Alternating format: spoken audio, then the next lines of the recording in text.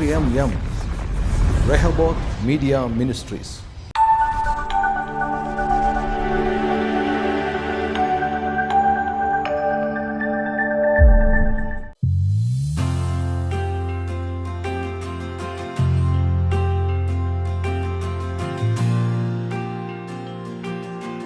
ದೇವಾದಿದೇವನೇ, ಸಿಂಹಾಸನದಲ್ಲಿ ಆಸೀನರುಡನಾಗಿರುವ ಆತನೇ, ನನ್ನ ಸರ್ವ ಮಹಿಮೆಗೂ ನನ್ನ ಸರ್ವ ಸ್ತುತಿಗೂ ಪಾತ್ರನಾಗಿರುವ ಆತನೇ, ಪೂರ್ಣ ಹೃದಯದಿಂದ ನಿನ್ನನ್ನು ಆರಾಧಿಸ್ತೇವಯ್ಯ, ಪೂರ್ಣ ಹೃದಯದಿಂದ ನಿನ್ನನ್ನು ಹೊಗಳುತ್ತೇವಯ್ಯ. ನೀನೇ ಯೋಗ್ಯನಯ್ಯ, ನೀನೇ ಯೋಗ್ಯನ, ನೀನೊಬ್ಬನೇ ಯೋಗ್ಯನಯ್ಯ.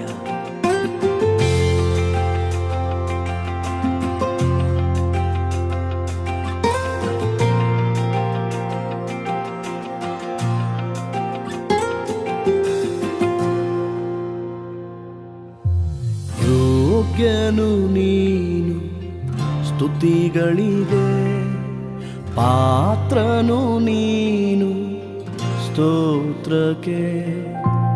ಯೋಗ್ಯನು ನೀನು ಸ್ತುತಿಗಳಿಗೆ, ಪಾತ್ರನು ನೀನು ಸ್ತೋತ್ರಕ್ಕೆ.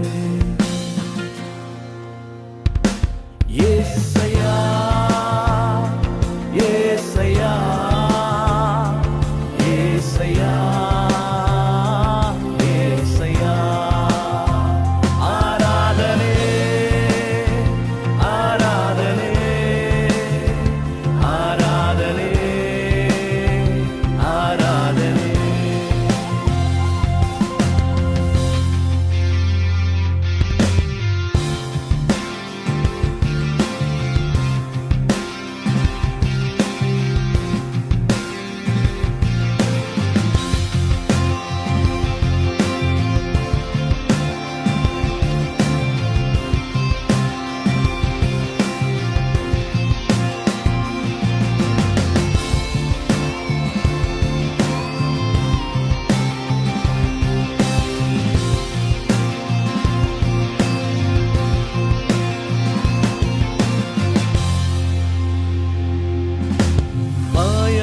ಭಯಪಡಬೇಡ ಎಂದು ಹೇಳಿದೆ, ಜೊತೆಯಲ್ಲೇ ಇರುವೆ ಎಂದು ಭರವಸೆ ನೀಡಿದೆ.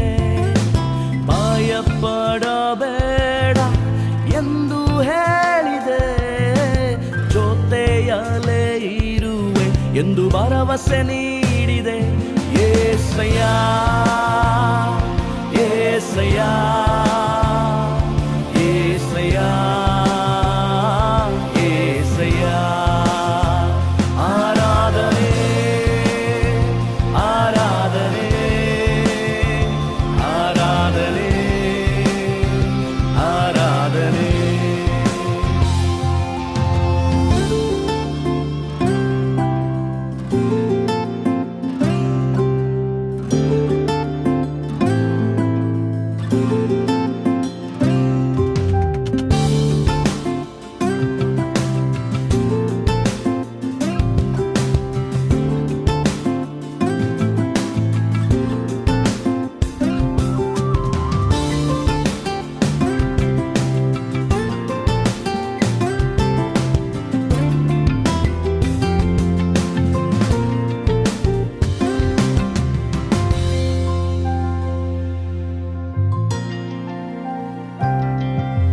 ಜೀವದ ಜಲವು ನೀನಾಗಿರುವೆ, ಜೀವದ ರೊಟ್ಟಿಯು ನೀನಾಗಿರುವೆ. ಜೀವದ ಜಲವು ನೀನಾಗಿರುವೆ, ಜೀವದ ರೊಟ್ಟಿಯು ನೀನಾಗಿರುವೆ. యేసయ్య యేసయ్య యేసయ్య యేసయ్య, ఆరాధనే ఆరాధనే ఆరాధనే ఆరాధనే. ಯೋಗ್ಯನು ನೀನು ಸ್ತುತಿಗಳಿಗೆ, ಪಾತ್ರನು ನೀನು ಸ್ತೋತ್ರಕ್ಕೆ ಯೋಗ್ಯನು ನೀನು ಸ್ತುತಿಗಳಿಗೆ. ಜೀವವಾಕ್ಯ ಕಾರ್ಯಕ್ರಮಕ್ಕೆ ಸ್ವಾಗತ ಬಯಸ್ತಿದ್ದೇವೆ. ಬನ್ನಿರಿ, ಇವತ್ತಿನ ದಿವಸ ದೇವರ ವಾಕ್ಯವನ್ನು ತರಬೇತಿಯ ಶೈಲಿಯಲ್ಲಿ ನಾವು ಅಧ್ಯಯನ ಮಾಡಿಕೊಳ್ಳಲಿಕ್ಕಿದ್ದೇವೆ ಮತ್ತು ಈ ಬಗ್ಗೆ ನಿಮ್ಮ ಅಭಿಪ್ರಾಯಗಳು, ಕರೆಗಳು ನಮಗೆ ಬರುತ್ತಿವೆ. ಬಹಳಷ್ಟು ನಿಮಗೆ ತುಂಬ ಧನ್ಯವಾದಗಳು. ಮತ್ತು ನಿಮ್ಮ ಅಭಿಪ್ರಾಯಗಳು, ನಿಮ್ಮ ಸಲಹೆಗಳು, ನಿಮ್ಮ ಅನಿಸಿಕೆಗಳು ಈ ತರಬೇತಿಯ ರೀತಿಯಲ್ಲಿ, ಶೈಲಿಯಲ್ಲಿ ಅಧ್ಯಯನ ದೇವರ ವಾಕ್ಯವನ್ನು ಮಾಡುವಂಥದ್ರ ಬಗ್ಗೆ ಸ್ವಲ್ಪ ಹೊಸದಾಗಿ, ವ್ಯತ್ಯಾಸವಾಗಿ ಅಂತ ಹೇಳ್ಬೋದು, ನಾವು ಧ್ಯಾನ ವ್ಯಾಸಂಗ ಮಾಡಿಕೊಳ್ತಾ ಇದ್ದೇವೆ. ಇವತ್ತಿನ ದಿವಸ ನಾವು ಅದೇ ವಿಷಯವನ್ನು ಮುಂದುವರಿಸೋಣ್ರಿ.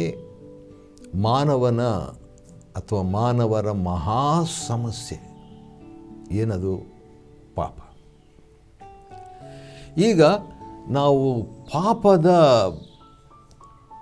ಪರಿಣಾಮಗಳನ್ನು ಕೂಡ ನಾವು ನೋಡಿಕೊಳ್ಳಬೇಕಾಗ್ತದೆ. ಯಾಕಂದರೆ ಇನ್ನೂ ಹೆಚ್ಚಾಗಿ ಅದರ ಬಗ್ಗೆ ನಾವು ತಿಳ್ಕೊಳ್ಳುವಂಥದ್ದು ಒಳ್ಳೆಯದು ಮತ್ತು ದೇವರ ವಾಕ್ಯದ ಆಧಾರದಿಂದ ತಿಳ್ಕೊಳ್ಳುವಂಥದ್ದು ಒಳ್ಳೆಯದು. ನಮ್ಮ ಅನುಭವದಿಂದ ನಾವು ತಿಳ್ಕೊಂಡಿದ್ದೇವೆ ಪಾಪದ ಪರಿಣಾಮಗಳು. ಪಾಪದ ಪರಿಣಾಮಗಳು ಪಾಪದ ಪರಿಣಾಮಗಳು ಏನಾಗಿರ್ತವೆ, ಹೇಗಿರ್ತವೆ ಅಂತ ಹೇಳಿಬಿಟ್ಟು ನಾವು ನೋಡಿಕೊಳ್ಳಲಿಕ್ಕಿದ್ದೇವೆ. ಮೊದಲನೇದಾಗಿ ಭಗವದ್ಗೀತೆಯಿಂದ ನಾವು ನೋಡಿಕೊಳ್ಳಲಿಕ್ಕಿದ್ದೇವೆ ರೀ. ಗೀತೆಯಿಂದ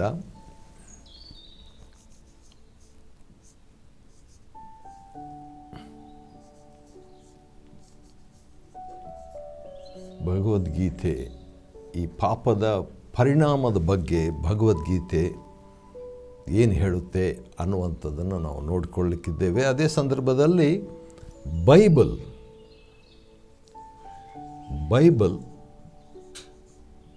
ಈ ಪಾಪದ ಪರಿಣಾಮದ ಕುರಿತಾಗಿ ಬೈಬಲ್ ಹೇಳುವಂಥ ಮಾತು ಏನಾಗಿದೆ ಅನ್ನುವಂಥದ್ದನ್ನು ಕೂಡ ನಾವು ನೋಡಿಕೊಳ್ಳಲಿಕ್ಕಿದ್ದೇವೆ. ಹೌದು, ನಮ್ಮ ಅನುಭವ ಪಾಪದ ಕುರಿತಾಗಿ ನಮಗಿದೆ. ಆದರೆ ಅದೇ ಸಂದರ್ಭದಲ್ಲಿ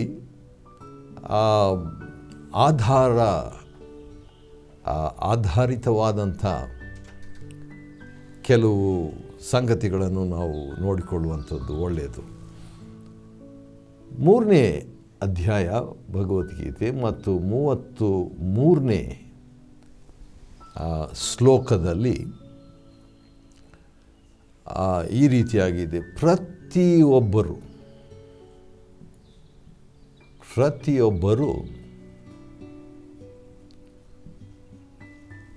ಈ ಸ್ವಭಾವ, ಅದು ಎಂಥ ಸ್ವಭಾವ ಅಂದರೆ ತ್ರಿಗುಣ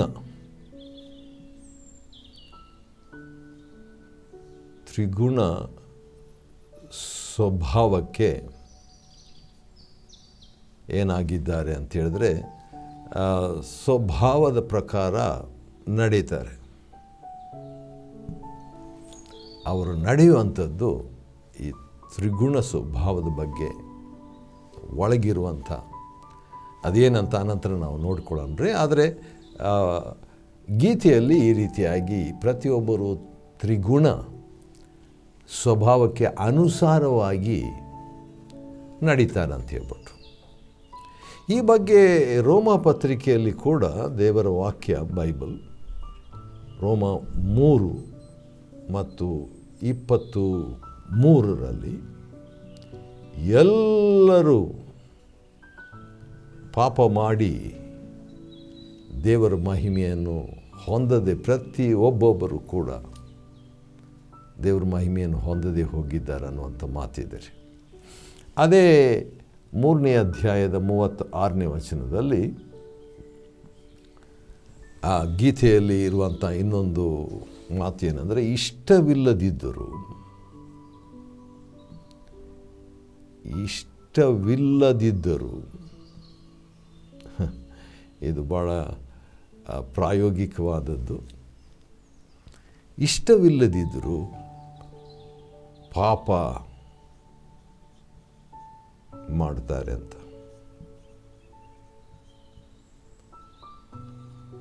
ಈ ಒಂದು ಮಾತು ಗೀತೆಯಲ್ಲಿ 3ನೇ ಅಧ್ಯಾಯ 36ನೇ ವಚನದಲ್ಲಿ ಬರೆದಿದೆ. ಈ ಕುರಿತಾಗಿ ಒಬ್ಬ ಭಕ್ತನು ರೋಮಾಪತ್ರಿಕೆ 7ನೇ ಅಧ್ಯಾಯ ಮತ್ತು 18-19ನೇ ವಚನದಲ್ಲಿ ಯಾವುದು ನಾನು ಮಾಡಬಾರ್ದಂತಿದ್ದೇನೋ ಅದನ್ನೇ ನಾನು ಮಾಡ್ತೇನೆ, ಮಾಡಬೇಕಾದದ್ದನ್ನು ನಾನು ಮಾಡದೆ ಯಾವುದನ್ನು ಮಾಡಬಾರ್ದಂತ ನನಗೆ ಅನ್ನಿಸ್ತದೋ ಅದನ್ನೇ ನಾನು ಮಾಡ್ತೇನೆ. ಇಷ್ಟವಿಲ್ಲದಿದ್ದರೂ ಪಾಪ ಮಾಡುವುದರ ಕುರಿತಾಗಿ ಆ ಬೈಬಲ್ ಹೇಳಿಕೆ, ಭಕ್ತನ ಹೇಳಿಕೆ ಆ ರೀತಿಯಾಗಿದೆ ರೀ. ಮತ್ತು ಭಗವದ್ಗೀತೆಯ 14ನೇ ಅಧ್ಯಾಯದ 8ನೇ ವಚನದಲ್ಲಿ ಇನ್ನೊಂದು ಮಾತು ಏನಂದರೆ ಅಜ್ಞಾನ. ನಾವು ಪಾಪದ ವಿಷಯವಾಗಿ ಕೆಲವು ಮಾತನ್ನು ನೋಡಿಕೊಂಡಾಗ ಪಾಪಕ್ಕೆ ಬೇರೆ ಬೇರೆ ಹೆಸರು: ಮಾಯೆ, ಅವಿಧೇಯತೆ, ಉಲ್ಲಂಘನೆ, ಅನೀತಿ, ಆ ರೀತಿಯಾಗೆಲ್ಲ ಬೇರೆ ಬೇರೆ ಅರ್ಥಗಳಿದೆ. ಅದರಲ್ಲಿ ಅಜ್ಞಾನ ಕೂಡ ಒಂದು.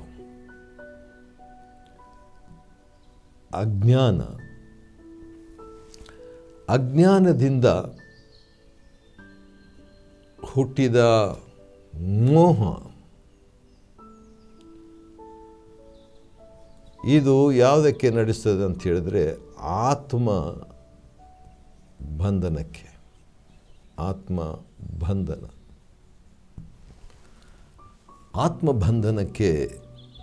ನಡೆಸ್ತದೆ. ಒಂಥರ ಬಂಧನೆ. ಪಾಪ ಅಂದರೆ ಏನು? ಅದಕ್ಕೆ ಒಂದು ಅರ್ಥ ಬಂಧನೆ, ಬಾಂಡೇಜ್ ಅಂತ ಹೇಳ್ಬೋದು.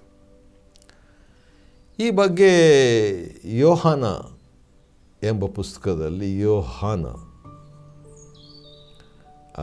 8ನೇ ಅಧ್ಯಾಯದ 34ನೇ ವಚನದಲ್ಲಿ ಪಾಪ ಮಾಡುವವರೆಲ್ಲರೂ ಪಾಪಕ್ಕೆ ಬಂಧಿತರಾಗಿದ್ದಾರೆ, ಗುಲಾಮರಾಗಿದ್ದಾರೆ ಎಂಬುದಾಗಿ ಬೈಬಲ್ ವಾಕ್ಯ ಹೇಳುವಂಥದ್ದಾಗಿದೆ. ಈಗ ಇನ್ನೊಂದು ವಿಷಯ ಸ್ವಲ್ಪ ಭಯ ಹುಟ್ಟಿಸುವಂಥದ್ದು. ಈಗ ನಾವೇನು ನೋಡ್ತಿದ್ದೀವಿ, ಪಾಪದ ಕೆಲವು ಪರಿಣಾಮಗಳನ್ನು ನಾವು ನೋಡ್ಕೊಳ್ತಾ ಇದ್ದೀವಿ. ಇವೆಲ್ಲ ಭಾಳ ಗಂಭೀರವಾದ ವಿಷಯ ರೀ. ಇದು ಭಾಳ ಸೀರಿಯಸ್ ಆಗಿರುವಂಥ ವಿಷಯ. ಗೀತೆಯಲ್ಲಿ ಇರುವಂಥದ್ದು, ಅದೇ ಸಂದರ್ಭದಲ್ಲಿ ಬೈಬಲ್ನಲ್ಲಿ ಇರುವಂಥದ್ದು. ಅದೇನಂತ ನಾವು ನೋಡ್ಕೊಳ್ಳೋಣ. ಅದೇನೆಂದರೆ ಅನೇಕ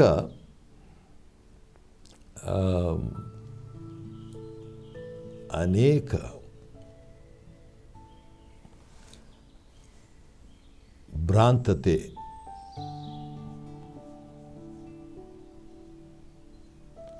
ಅನೇಕ ವಿಧವಾದಂಥ ಚಿತ್ತಭ್ರಾಂತತೆ, ಅದು ಮೋಹ. ಅದೇ ಸಂದರ್ಭದಲ್ಲಿ ಮೋಹ ಜಾಲಕ್ಕೆ, ಒಂದು ಬಲೆಗೆ ನಡೆಸಿಬಿಟ್ಟು ಕಡೆಗೆ ನರಕಕ್ಕೆ ತಳ್ಳಿಬಿಡ್ತದಂತೆ. ನರಕ ಮೊದಲನೇ ಬಾರಿಯಾಗಿ ಪದ ನರಕ ಅನ್ನುವಂಥ ಪದ ಇಲ್ಲಿ 16ನೇ ಅಧ್ಯಾಯ ಗೀತೆಯಲ್ಲಿ 16ನೇ ವಚನ ಕೊಡಲಾಗಿದೆ. ಹಾಗಾದರೆ ಪಾಪದ ಒಂದು ಭಾಳ ಗಂಭೀರವಾದಂಥ ಪರಿಣಾಮ ಏನಂತ ಹೇಳಿದ್ರೆ ನರಕ. ಈ ನರಕದ ಕುರಿತಾಗಿ ಪ್ರಕಟಣೆ, ಬೈಬಲ್ನಲ್ಲಿ ಪ್ರಕಟಣೆ 21ನೇ ಅಧ್ಯಾಯದ 8ನೇ ವಚನ, 21:8 ಭಾಳ ಸ್ಪಷ್ಟವಾಗಿ, ಆದರೆ ಹೇಡಿಗಳು, ನಂಬಿಕೆಯಿಲ್ಲದವರು, ಕೊಲೆಗಾರರು, ಜಾರರು, ಮಾಟಗಾರರು, ಎಲ್ಲ ಸುಳ್ಳುಗಾರರು, ಇವರಿಗೆ ಸಿಕ್ಕುವ ಪಾಲು ಬೆಂಕಿ ಗಂಧಕಗಳುರಿಯುವ ಕೆರೆಯೇ ನರಕ. ಅದು ಎರಡನೇ ಮರಣ ಅಂತ ಹೇಳ್ಬಿಟ್ಟು ಬೈಬಲ್ ಹೇಳುವಂಥದ್ದಾಗಿದೆ. ಇದು ಭಾಳ ಭಯಂಕರವಾದ ಗಂಭೀರವಾದಂಥ ಒಂದು ಪರಿಣಾಮ ಪಾಪದ ನಿಮಿತ್ತವಾಗಿ. ಪಾಪವು ಕೊಡುವಂಥ ಸಂಬಳ ನರಕಕ್ಕೆ ಒಂದು ಹೆಸರು ನಿತ್ಯ ನರಕ ಅಂತ ಕೊಡಲಾಗಿದೆ. ಅದೇ 16ನೇ ಅಧ್ಯಾಯದಲ್ಲಿ 21ನೇ ವಚನದಲ್ಲಿ ನರಕದ ಬಗ್ಗೆ ಇನ್ನೂ ಸ್ವಲ್ಪ ವಿವರಣೆ ಕೊಡಲಾಗಿದೆ. ಯಾಕಂತ ಹೇಳಿದರೆ ಮಾನವನು ಭಯಪಡಲಿಕ್ಕಲ್ಲ, ಆದರೆ ಇದನ್ನು ಗಂಭೀರವಾಗಿ ತೆಗೆದುಕೊಳ್ಳೋಕ್ಕೆ ನರಕಕ್ಕೆ 3 ದ್ವಾರಗಳಂತೆ.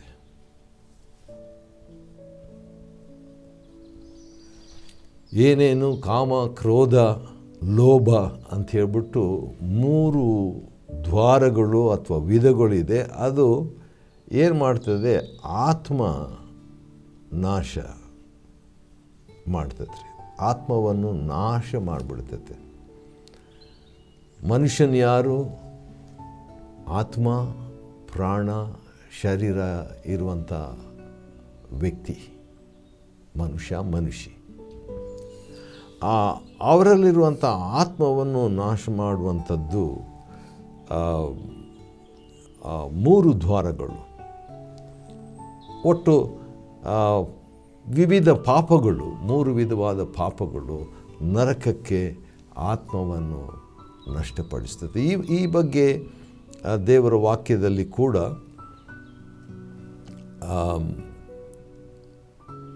ನಾನು ಮತ್ತಾಯನು ಬರೆದ ಸುವಾರ್ತೆ ಬೈಬಲ್ನಲ್ಲಿ ಕೂಡ ಈ ಬಗ್ಗೆ ಮತ್ತಾಯ 5:22ನೇ ವಚನದಲ್ಲಿ ಸಿಟ್ಟುಗೊಳ್ಳುವ ಪ್ರತಿಯೊಬ್ಬ ವ್ಯಕ್ತಿಯ ಬಗ್ಗೆ, ಯಾವ ರೀತಿಯಾಗಿ ಕ್ರೋಧದ ಬಗ್ಗೆ, 3 ದ್ವಾರಗಳಲ್ಲಿ ಒಂದು ಕ್ರೋಧ. ಆ ಸಿಟ್ಟಿನ ಬಗ್ಗೆ ಬೋಧನೆ ಏನಂತ ಹೇಳಿದ್ರೆ 5:22ರಲ್ಲಿ ಅದು ಮೂಢ ಅಂತ, ಸಿಟ್ಟು ಮಾಡಿಕೊಂಡು ಮೂಢ ಅಂತ ಹೇಳುವಾಗ ಅಗ್ನಿ ನರಕಕ್ಕೆ ಅದು ದ್ವಾರ. ಹಾಗಾದರೆ ಪಾಪದ ಪರಿಣಾಮಗಳು ಬಹಳ ಗಂಭೀರವಾದದ್ದು ರೀ. ಆದ ಕಾರಣ ಗೀತೆಯಿಂದಲೂ ಬೈಬಲ್ನಿಂದಲೂ ನಾವು ನೋಡಿಕೊಳ್ಳಲಿಕ್ಕಿದ್ದೇವೆ. ಈಗಾಗಲೇ ಕೆಲವು ಸಂಗತಿಗಳನ್ನು ನಾವು ನೋಡಿದ್ವಲ್ಲ, ಇನ್ನೂ ಕೂಡ ನಾವು ನೋಡಿಕೊಳ್ಳಲಿಕ್ಕಿದ್ದೇವೆ. ಅದೇ 16ನೇ ಅಧ್ಯಾಯದ 23ನೇ ವಚನ ನಾವು ನೋಡುವುದಾದರೆ ಅದರಲ್ಲಿ ಇನ್ನೊಂದು ವಿಷಯ ಭಾಳ ಚೆನ್ನಾಗಿದೆ ರೀ, ನನಗಿಷ್ಟ ಅದು. ಯಾರು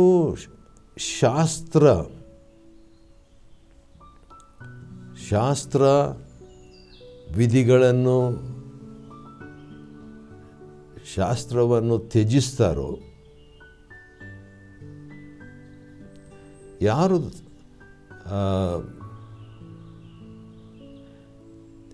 ಯಾರು ಶಾಸ್ತ್ರಗಳನ್ನು ಅಥವಾ ವಿಧಿಗಳನ್ನು, ದೇವರ ನಿಯಮಗಳನ್ನು ತ್ಯಜಿಸ್ತಾರೋ ಅವರಿಗೆ ಏನೇನಿರಲ್ಲ? ಸಿದ್ಧಿ, ಸುಖ ಮತ್ತು ಪರಮಗತಿ ಇದು ಇರೋದಿಲ್ಲಂತೆ. ಹಾಗಾದರೆ ಎಷ್ಟೊಂದು 3 ವಿಧವಾದಂಥ ಪರಿಣಾಮ ನೋಡ್ರಿ. ನಮಗೆ ಸಿದ್ಧಿ ಬೇಕು, ಪರಿಪೂರ್ಣತೆ ಬೇಕು, ನಮಗೆ ಸಂತೋಷ ಬೇಕು, ನಮಗೆ ಸಮಾಧಾನ ಬೇಕು, ನಮಗೆ ಪರಮಗತಿ, ಸ್ವರ್ಗದ ನಿರೀಕ್ಷೆ ನಮಗೆ ಬೇಕು.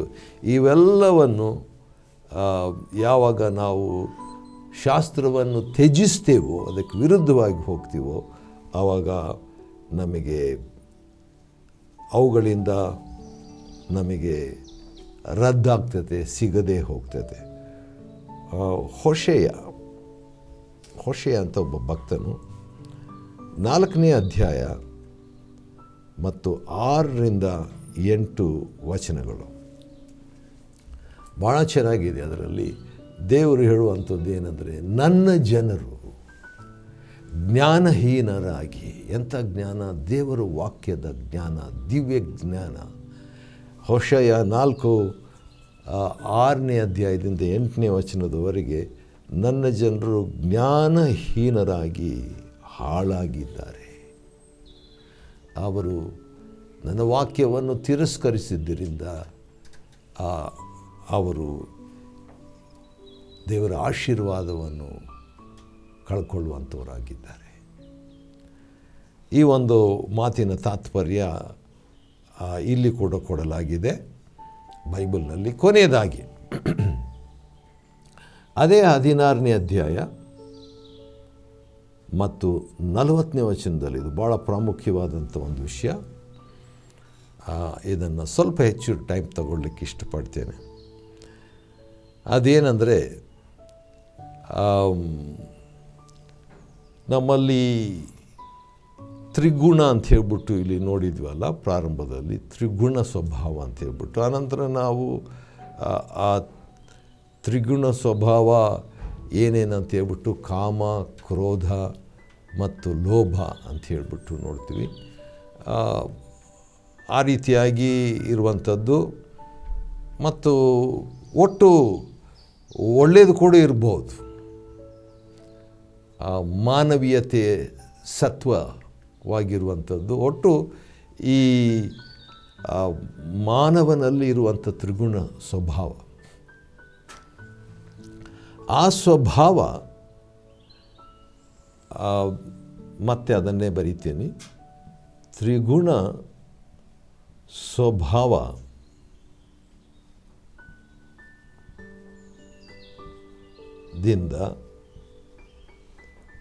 ಯಾರೂ ಮುಕ್ತರಿಲ್ಲ. ಯಾರಿಗೂ ಮುಕ್ತರಾದವರು ಯಾರೂ ಇಲ್ಲ ಅಂತೆ.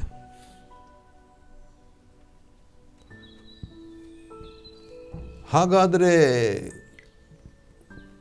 ಇದನ್ನೇ ರೋಮ 3:23 ಎಲ್ಲರೂ ಪಾಪ ಮಾಡಿ ದೇವರ ಮಹಿಮೆಯನ್ನು ಹೊಂದದೇ ಹೋಗಿದ್ದಾರೆ. ಆದರೆ 16:40 ಗೀತೆಯಲ್ಲಿರುವಂಥದ್ದು, ಈ ಲೋಕದಲ್ಲಿ ಆಗಲಿ ಮೇಲಿನ ಲೋಕದಲ್ಲಿ ಆಗಲಿ ಐಹಿಕ ಪ್ರಕೃತಿಯಿಂದ ಹುಟ್ಟಿದಂಥ ಈ ತ್ರಿಗುಣ ಸ್ವಭಾವಗಳಿದೆಯಲ್ವ, ಅವುಗಳಿಂದ ಮುಕ್ತರಾದವರು ಯಾರೂ ಇಲ್ಲಂತೆ, ಯಾರೂ ಇಲ್ಲಂತೆ.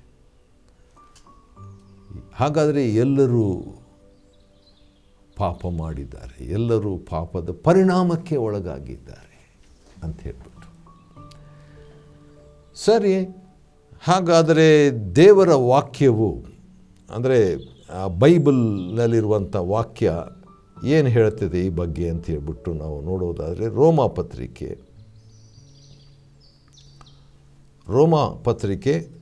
3ನೇ ಅಧ್ಯಾಯ 10-12 ವಚನಗಳು.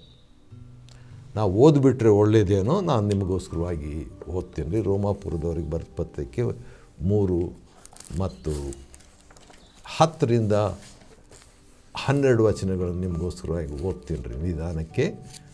ಯಾಕಂದರೆ ಹಾಗೆ ನೋಡ್ದೇನೂ ಹೇಳ್ಬೋದು, ಆದರೆ ಓದ್ಬಿಟ್ರೆ ನಮಗೆ ಸ್ಪಷ್ಟತೆ ಸಿಗ್ತದೆ.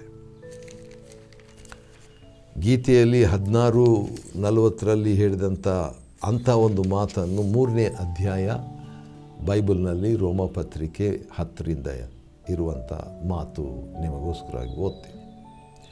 ಇದು ಶಾಸ್ತ್ರದಲ್ಲಿ ಬರೆದಿರುವ ಮಾತುಗಳಿಗೆ ಸರಿಯಾಗಿದೆ ಅಂತ ಸ್ಟಾರ್ಟ್ ಆಗ್ತದೆ ರೀ. ಶಾಸ್ತ್ರದಲ್ಲಿ ಬರೆದಿರುವ ಮಾತುಗಳಿಗೆ ಸರಿಯಾಗಿದೆ. ಏನದು? ಅದು ಯಾವುದಂದರೆ, ನೀತಿವಂತರು ಇಲ್ಲ, ಒಬ್ಬನಾದರೂ ಇಲ್ಲ, ನೀತಿವಂತನೂ ಇಲ್ಲ, ಒಬ್ಬನಾದರೂ ಇಲ್ಲ.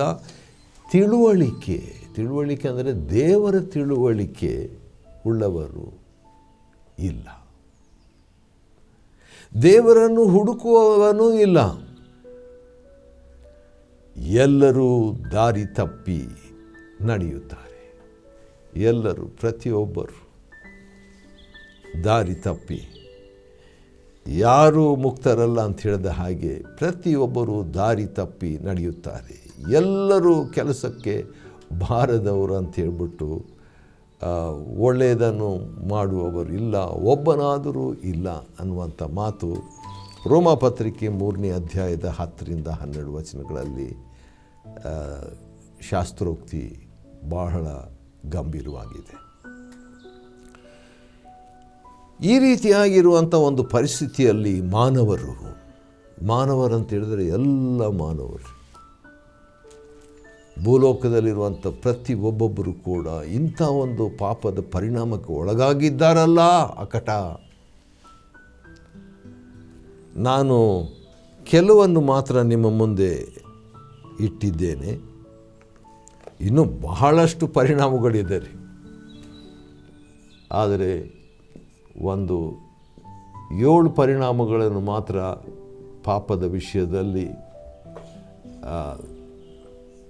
ನಿಮ್ಮ ಮುಂದೆ ಭಗವದ್ಗೀತೆ ಮತ್ತು ಬೈಬಲ್ ಆಧಾರಗಳಿಂದ ಮಾನವನ ಪತನ, ಮಾನವನ ಪಾಪದ ಪರಿಣಾಮವಾಗಿ ಬಹಳ ಗಂಭೀರ ಸ್ಥಿತಿಗೆ, ಕೆಲವು ಸಾರಿ ಈ ICUನಲ್ಲಿ ಕೆಲವು ವ್ಯಕ್ತಿಗಳನ್ನು ಇಡ್ತಾರೆ ನೋಡ್ರಿ, ಅಪಘಾತ ಹೊಂದಿದವರು ಅಥವಾ ಭಾಳ ಅಸ್ವಸ್ಥರಾದಂಥವ್ರನ್ನ ಅಲ್ಲಿ ವೈದ್ಯರು ನೀವು ಹೋಗಬಾರ್ದು, ಅನುಮತಿ ಇಲ್ಲ ಅಂತ ಹೇಳ್ತಾರೆ. ಯಾಕಂದರೆ ಅವರು ಗಂಭೀರ ಸ್ಥಿತಿಯಲ್ಲಿದ್ದಾರೆ, ಅವ್ರು ಚೇತರಿಸ್ಕೋಬೇಕು, ಏನು ಡಿಸ್ಟರ್ಬ್ ಮಾಡಬಾರ್ದು, ಏನು ತೊಂದರೆ ಕೊಡಬಾರ್ದು, ಯಾವುದೇ ಸಾಂಕ್ರಾಮಿಕವಾಗಿ ನಮ್ಮಿಂದ ಅವ್ರಿಗೆ ಹಾನಿ ಆಗಬಾರ್ದು, ಸಂದರ್ಶಕರಿಗೆ ಅನುಮತಿ ಇಲ್ಲ ಅಂತ ಹೇಳ್ಬಿಟ್ಟು ಭಾಳ ಸ್ಟ್ರಿಕ್ಟಾಗಿ ಗಂಭೀರವಾಗಿ ಪರಿಗಣಿಸ್ತಾರೆ. ಆ ರೀತಿಯಾಗಿ ಚಿಂತಾಜನಕ ಭಯಂಕರ ಸ್ಥಿತಿ ಮಾನವನ ಒಂದು ಸ್ಥಿತಿಯಾಗಿದೆ ರೀ. ಹಾಗಾದರೆ ಪರಿಹಾರ ಏನು?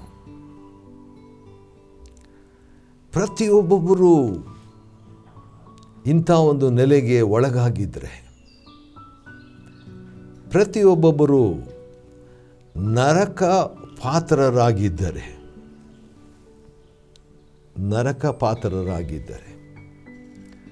ನರಕದ ಬಗ್ಗೆ ಹೇಳುವಾಗ ಬೆಂಕಿ, ಗಂಧಕಗಳು ಉರಿಯುವ ಕೆರೆ